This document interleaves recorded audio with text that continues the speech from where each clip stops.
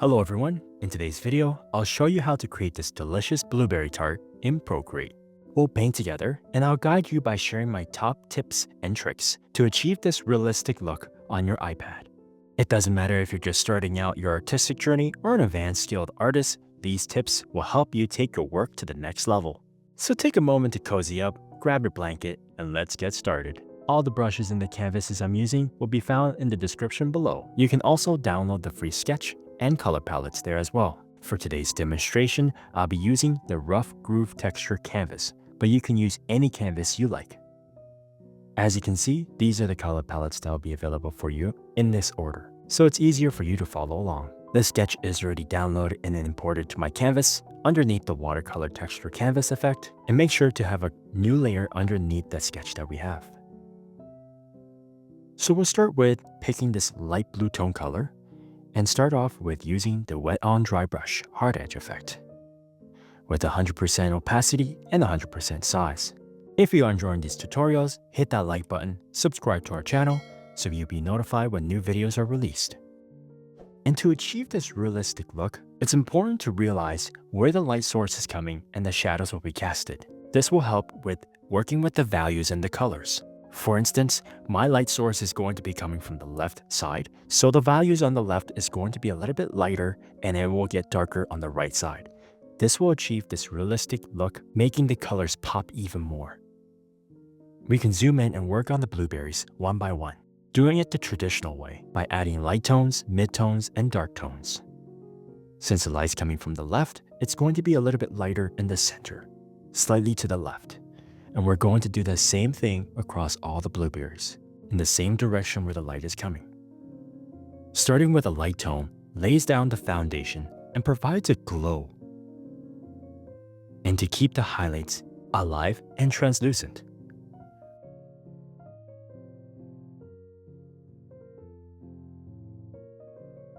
And don't forget the corner in the back here.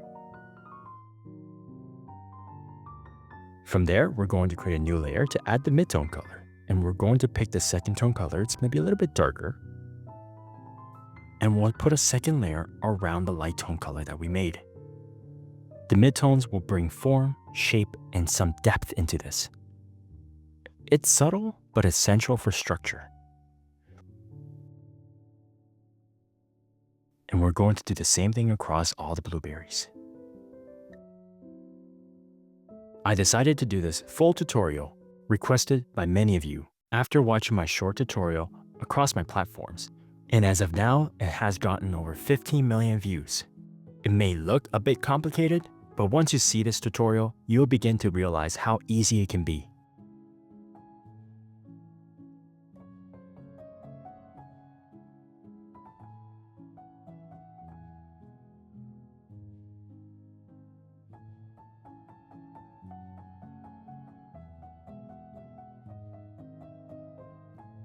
For completed with the mid-tone, we're going to create a new layer again and pick this dark tone color of the blue.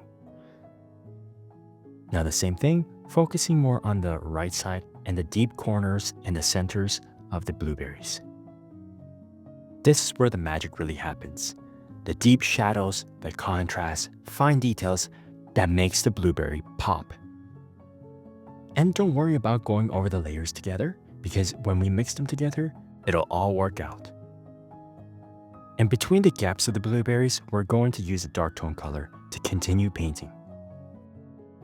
I know many people hesitate to even start painting because they're afraid of messing up. But let me tell you a secret. Mistakes are where the magic happens. And that's why I love watercolor so much. It's meant to be, not controlled. It flows, it bends, it surprises you. And like I always say, there's no right way, there's only your way. And that's what art is all about. So, do your best because the beauty comes from a spontaneous flow that makes the painting come alive.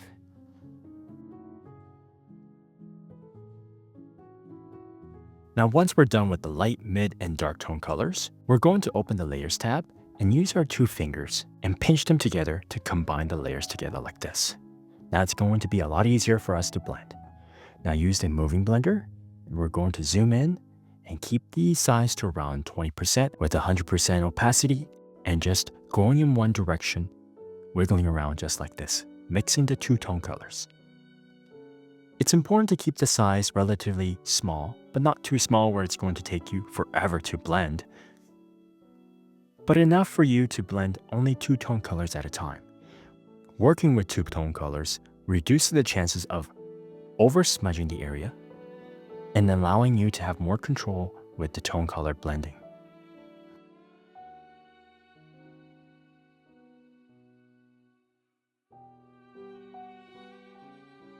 And we're going to move across the bottom piece, reducing the size to around 13% because it's going to be a little bit tighter in the corners here.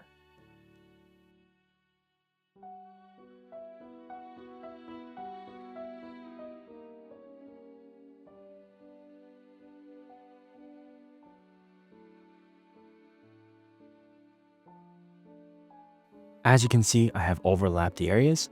Easily fix it by using the blender and blending them together, like there was no layers in the first place.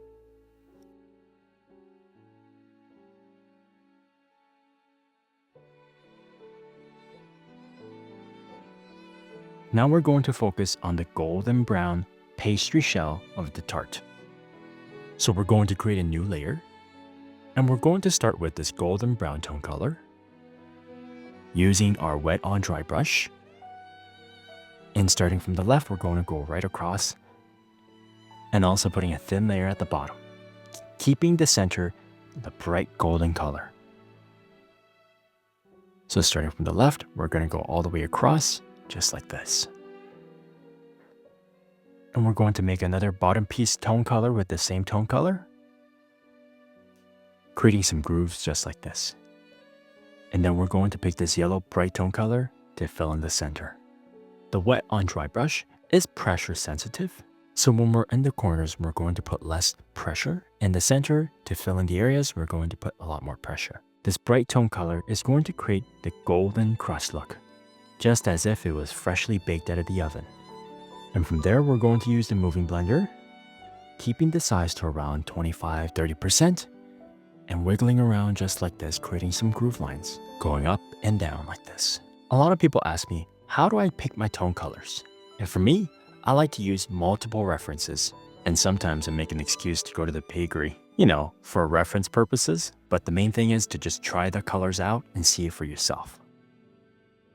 We're going to create a new layer again, and now we're going to pick this darker tone color of the brown and use the wet on dry brush, reducing the opacity to around 35%, and creating some grooves in between the lines here. Since the light is coming from the left, it's going to be some casted shadows on the right.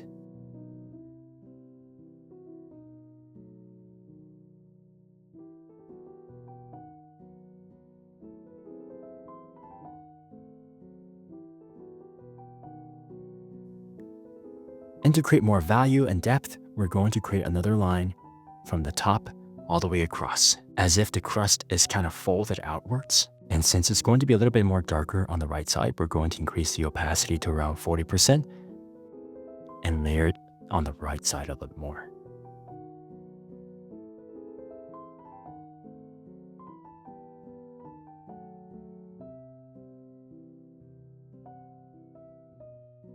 Now we can pick the regular blender and just press down, tapping in some areas to blend in the colors slightly. Now I'm going to add a little bit more details to the blueberry. We're going to create a new layer again. Now we're going to pick this dark tone color that we used before and pick the fine line brush, keeping the size to around 20% and 100% opacity. And as you can see, I've sketched the details of the blueberry in the centers, so we're just going to do the same thing across.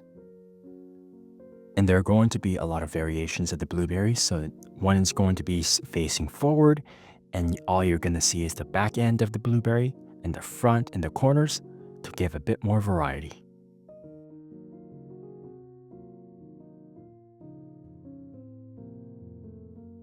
Having multiple blueberries create a variety in size, positioning, and the colors, making your painting more dynamic and less static.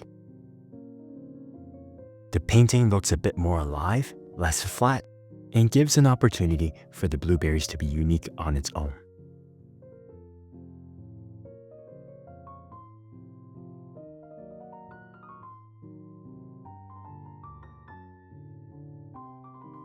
Now once that's done, we're going to use the regular blender again, keeping the size to around 15%, and we're going to drag in some of the colors to the center to the right.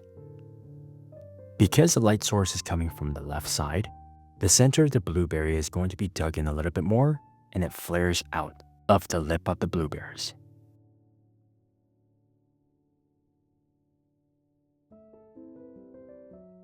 Decreasing the size to around 5% because it's going to be smaller areas, mixing the colors in.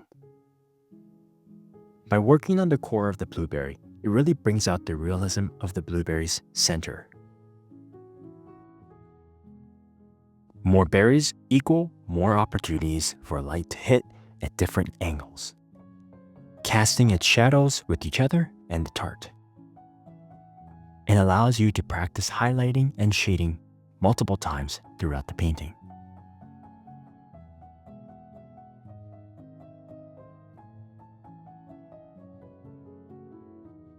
And again, we're going to use the same tone color that we used for the fine line details.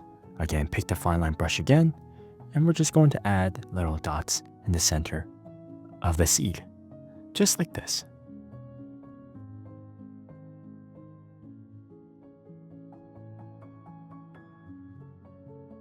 Continue using the dark tone color again, keeping the size to around 40%, and now we're going to focus on the centers between the gaps of the blueberries. This will make the rest of the blueberry pop even more, because now we're creating more depth. So we're going to darken the centers of the gap and between the blueberries just like this.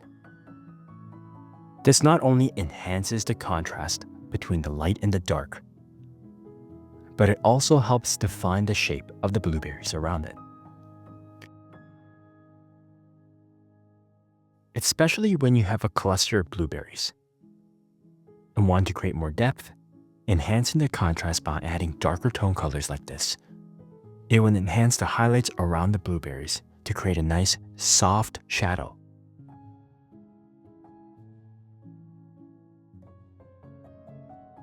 Now, once we're done this, we're going to create a new layer, and we're going to focus on creating watercolor stain looks using the wet on dry brush, same tone, dark tone color that we used before, but keeping the opacity to around 40% and size 100%.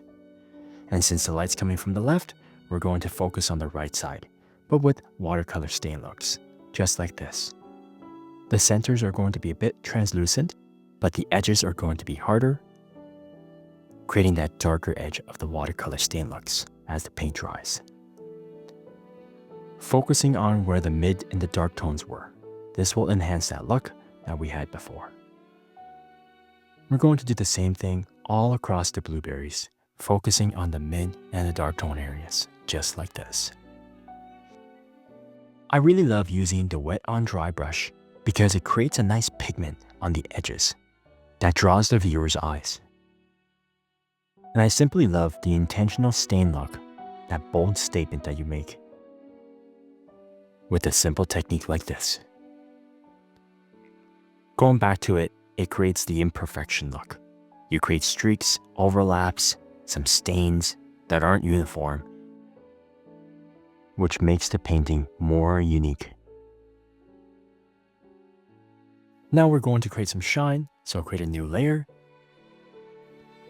And we're going to use a white tone color. And we're going to pick the gouache brush, keeping the opacity to around 40% and size to around 30%. Focusing on the top left corners where the light source is coming from, giving it the nice, fresh, hand-picked blueberry look.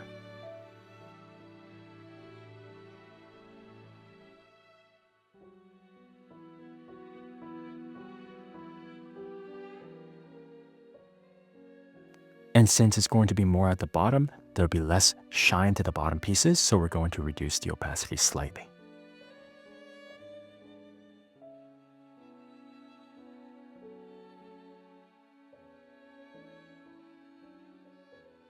And we're going to put some shine on the crust of the tart at the bottom here, giving it that glistering sugary taste look.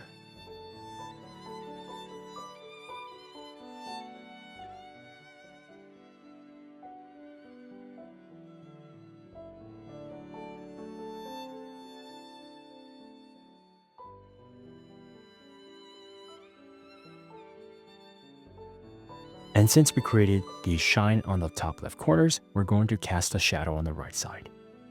So we're going to the Layers tab and click on the most bottom layer, create a new layer, and we're going to drag it just like this.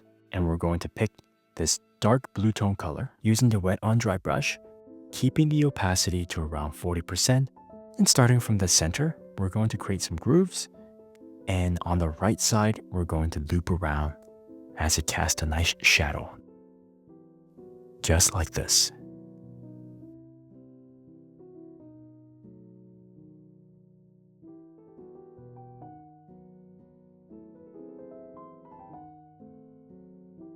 And another darker tone layer closest to the tart.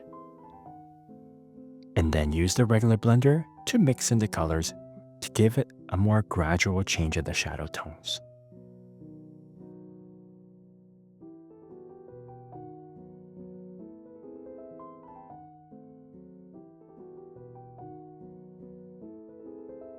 Now we can remove the sketch part. Now once we remove the sketch, we can see that it needs a bit more darker browns to capture that golden crispy goodness. So we're going to go to the Layers tab and create a new layer on top of that layer that we have for the pastry of the tart, and go back to picking that dark brown tone color that we used before and use the hard edge brush. And keeping the size to around 20%. And then going in one direction and upwards, just like this, we're going to create a line. And as you can see, it will create a hard edge effect going in one direction as it gradually changes color to a lighter tone. This is perfect to create a bit more realistic watercolor edges after we completed the watercolor effect. As you can see, it fades in one direction. And we're going to do the same thing across the bottom piece of the tart. Same thing on the right side, going downwards, creating a more harder edge, crusty look. Same thing on the top of the tart, increasing the size to around 25% and go all the way across, creating that grooves between the lines.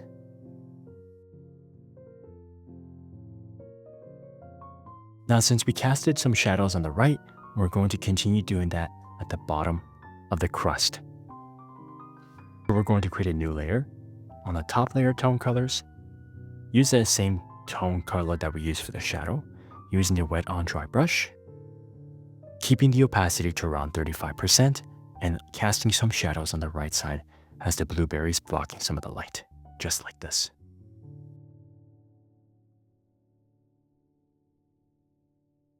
And there you have it. Beautiful, delicious blueberry tart. If you enjoyed this tutorial and want to continue painting with me, I got tons of other videos just like this for you to follow along. So click on that video and I'll see you there.